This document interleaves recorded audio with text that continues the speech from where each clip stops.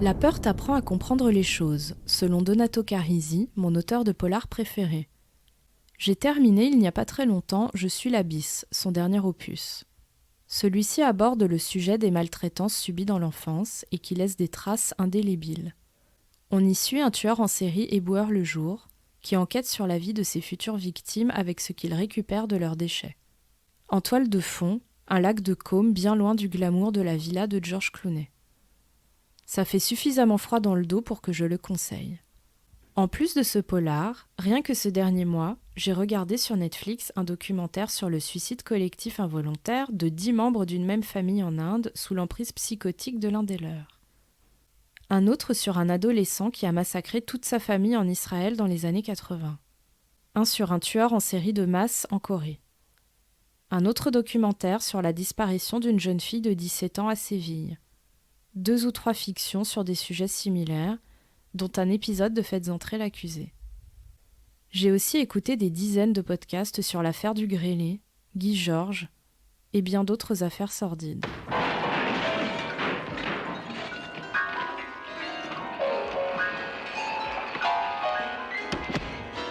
Au cours de cette même période, j'ai fait quelques stations de métro accompagnées et je m'en suis félicitée. En revanche, j'ai frôlé l'attaque de panique dans un train menaçant de s'arrêter en plein tunnel. J'ai recommencé à éviter certaines rues trop dépouillées qui m'angoissent.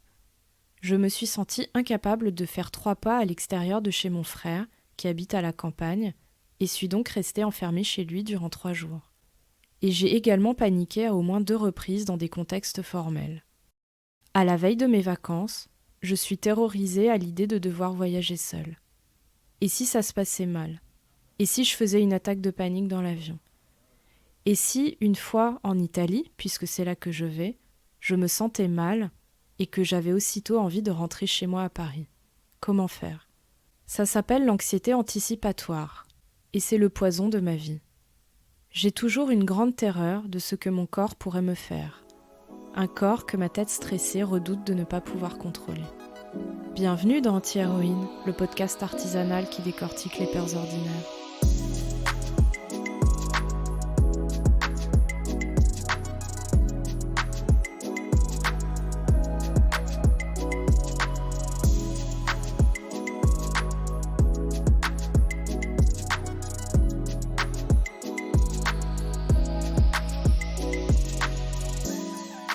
Deux larmes se rejoignent au niveau de mon menton jusqu'à se confondre, jusqu'à se fondre.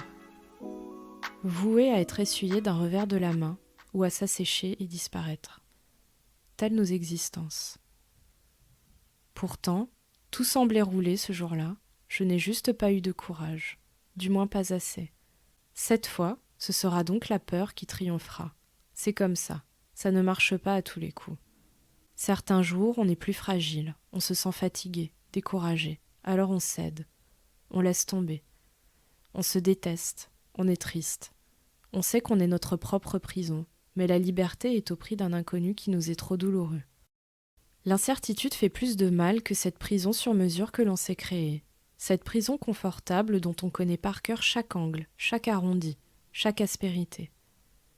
Même si on la déteste, au fond, elle nous rassure, cette prison.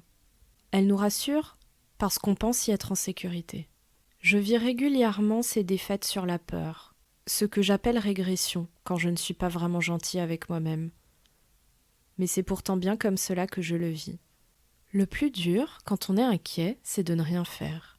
Et quand on souffre d'agoraphobie, ce sont précisément ces situations dans lesquelles on se trouverait impuissant à agir que l'on essaye d'éviter. En vain, bien sûr, la vie n'étant jamais tout à fait conforme à ce que l'on avait prévu ou imaginé. Lorsque l'anxiété est trop forte, il est trop dur d'attendre que ça passe. Trop dur de se confronter aux symptômes de la panique. Trop dur d'accepter la terreur et ce qu'elle engendre au plus profond de nous-mêmes. On cherche alors à agir et on n'a pas 36 solutions. Soit on avance le plus vite possible sans regarder autour ou en arrière, soit on revient en arrière. Dans un cas comme dans l'autre, le résultat est le même. On a pris la fuite.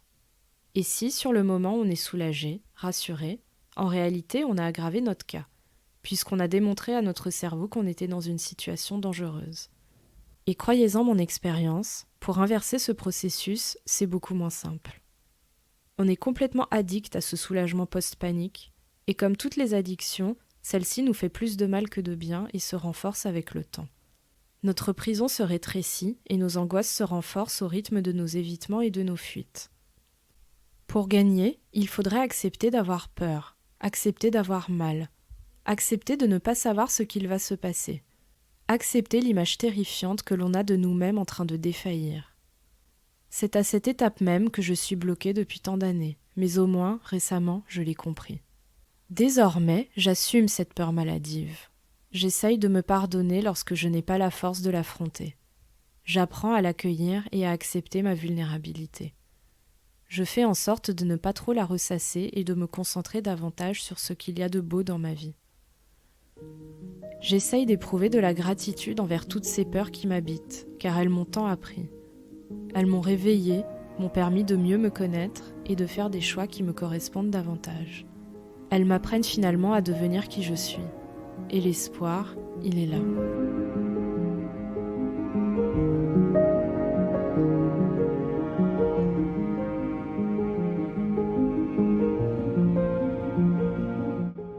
Comme l'écrit Gérard Guerrier, nier la peur, c'est prendre le risque de se laisser submerger par elle, comme cela a été mon cas.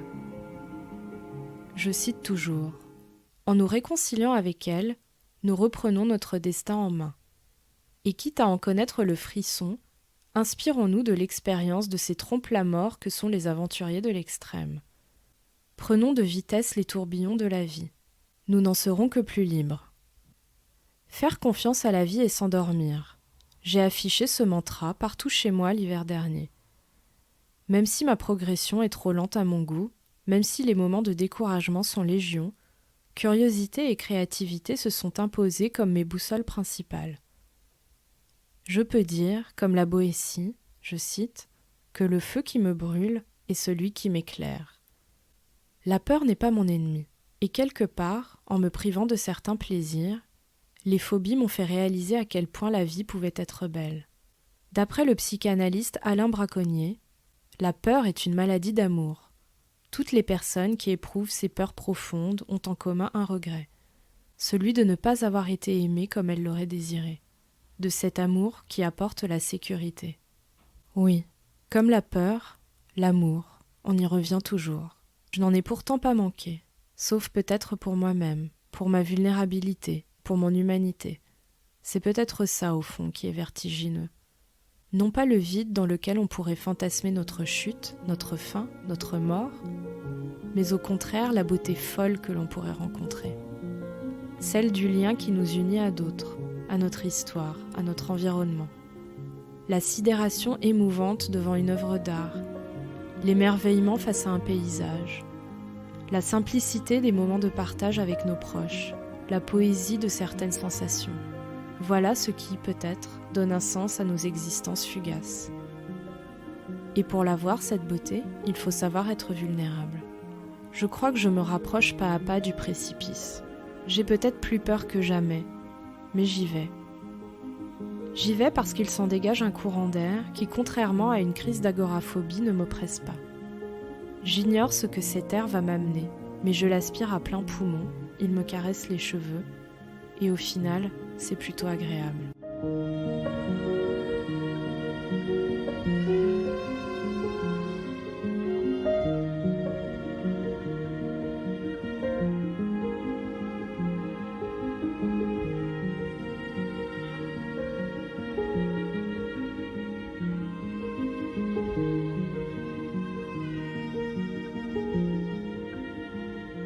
Désormais, j'assume bien mieux mon anti-héroïsme. Oui, je suis ultra sensible, souvent mélancolique et tout le temps anxieuse, procrastinatrice et incroyablement lente. Je suis extrêmement peureuse et outre mes phobies, j'ai sans cesse peur de déplaire, de ne pas être aimée, d'être trahie, abandonnée. Je déteste m'ennuyer dans des tâches qui ne m'intéressent pas. Par contre, j'adore ne rien faire et me perdre dans mes rêveries. Je suis exigeante. J'ai terriblement besoin de trouver du sens à ce que je fais. Je déteste admettre l'échec et je vis mal la moindre frustration. Mais je suis aussi passionnée et entière, et quand je décide d'y aller, j'y vais vraiment, et la tête la première. Comprendre, découvrir, apprendre sont des besoins vitaux. Nous sommes tous des baroudeurs du quotidien, amenés à faire face à l'incertitude, à repousser nos limites. Le prix de cette liberté, c'est l'inconnu, et donc la peur, écrit Gérard Guerrier. D'où mon enquête sur la peur, les miennes, les nôtres, les vôtres. Une enquête qui n'en est qu'à ses débuts, et ça, je dois bien avouer que ça m'excite.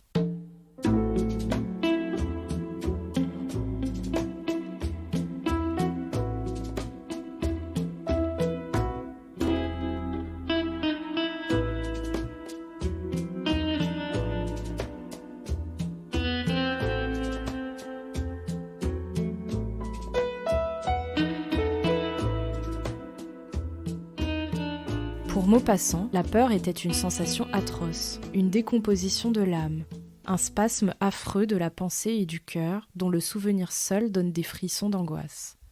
Pourtant, la peur est bien davantage que ce malaise que l'on redoute. Une amie m'a envoyé, il y a quelques mois, un tweet plutôt marrant du compte de Netflix France. Celui-ci disait, je cite, « Dites-vous qu'il y a des gens qui regardent des documentaires sur les tueurs en série pour se détendre. » Ce à quoi un interlocuteur lambda répondait « Bah of course !» Je fais bien sûr partie de cette audience. Mais je continue quand même à m'interroger sur ces curiosités morbides, sur ce voyeurisme malsain, sur ce plaisir coupable. Pourquoi sommes-nous si fascinés et même attirés par l'horreur, la violence, la tragédie ? Comment en sommes-nous arrivés à faire des histoires les plus effrayantes qui soient des sources de plaisir ? Pourquoi aimons-nous avoir peur ou nous faire peur ?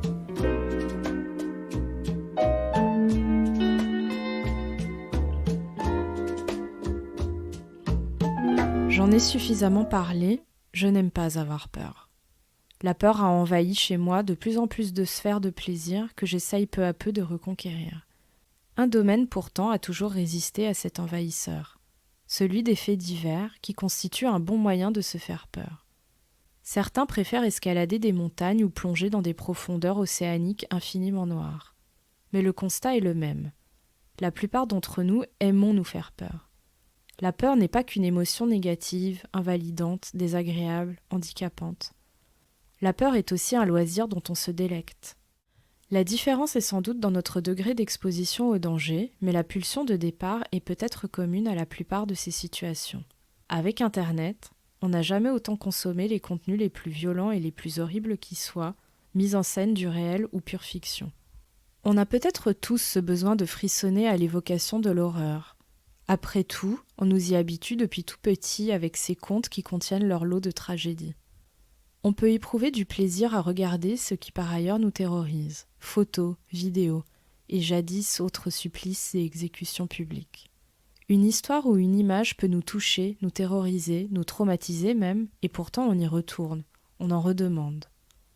Comme bien dit par Stephen King, nous nous réfugions dans des terreurs pour de faux, afin d'éviter que les vrais nous terrassent. La peur fait vendre, et on y est accro. Les faits divers et leurs mystères, leurs énigmes, éveillent les enquêteurs en nous, selon le psychanalyste Patrick Avran. Ils s'invitent aussi au repas de famille, aux moments entre amis, au cours desquels on débat ardemment de l'issue d'un feuilleton du réel que l'on continue à suivre avec avidité. On se passe le mot des meilleurs documentaires, films, séries ou podcasts qui abordent ces affaires retentissantes, dont les protagonistes, criminels comme victimes, n'ont souvent rien d'extraordinaire. On échange des livres aussi. Il s'agit finalement d'un centre d'intérêt assez populaire, peut-être même davantage que le foot ou la musique, qui sait. On s'identifie aux victimes et à leurs proches. On imagine leur calvaire. On s'indigne, on a nous aussi soif de justice. On est intrigué et curieux de l'éternelle banalité du mal. On se demande si nous aussi on serait capable de violence jusqu'à tuer quelqu'un. Dans ces situations, la peur est un plaisir, et si elle l'est, c'est parce qu'on en maîtrise les contours et qu'on demeure en sécurité. Ce n'est pas la peur la vraie, finalement. Toujours selon Patrick Avran, certaines personnes, particulièrement angoissées, se repaissent de lectures et d'émissions traitant de faits divers plus sordides les uns que les autres. Paradoxalement, elles y trouvent un apaisement, la confirmation que c'est bien le monde qui ne tourne pas rond, et non pas elles qui ont un problème. Bien sûr, je me reconnais partiellement là-dedans. J'ai rêvé, à maintes reprises, que j'assassinais des personnes ou que j'étais le témoin lâche et ou impuissant d'un massacre. Heureusement que les rêves suffisent, au moins pour la majorité des gens, à assouvir ce qui ressemble à des fantasmes morbides. En plus de cet aspect récréatif, la peur amènerait un regain de confiance en soi une fois traversée. Il est vrai qu'après chaque exposition à l'un des nombreux objets sur lesquels porte mon anxiété, je me sens mieux. Le retour est souvent moins angoissant que l'aller, non seulement parce qu'on connaît désormais le chemin, mais aussi parce que l'on est rassuré que l'aller se soit bien passé. Et on est fier d'y être parvenu. Et vous, quelle place la peur occupe-t-elle dans vos vies ? Pourquoi la recherchez-vous ? D'où vous vient ce plaisir d'avoir peur ? Dans les épisodes suivants, je continuerai mon autopsie de la peur en disséquant pas à pas les différentes dimensions avec des invités qui la désirent, la redoutent, la cultivent, la nient, l'accueillent, la combattent, l'observent. Je terminerai sur ces mots de Nicolas Bouvier, l'un de mes voyageurs préférés. On ne voyage pas pour se garnir d'exotisme et d'anecdotes comme un sapin de Noël, mais pour que la route vous plume, vous rince, vous essore, vous rende comme ces serviettes élimées par les lessives qu'on vous tend avec un éclat de savon dans les bordels. Je referme les guillemets. On n'a pas tous fréquenté les mêmes bordels, n'utilisons pas le même linge, la même lessive. Mais on a tous des détours à interroger, à décortiquer, à raconter. Merci pour votre écoute et à bientôt dans Anti-Héroïne.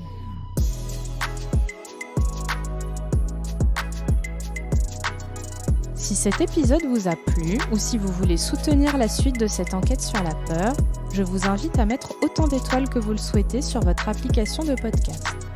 Vous pouvez également suivre les actualités du podcast, faire des retours ou bien proposer des sujets ou des témoignages pour de prochains épisodes sur le compte Instagram antihéroïne.podcast. Merci pour votre soutien.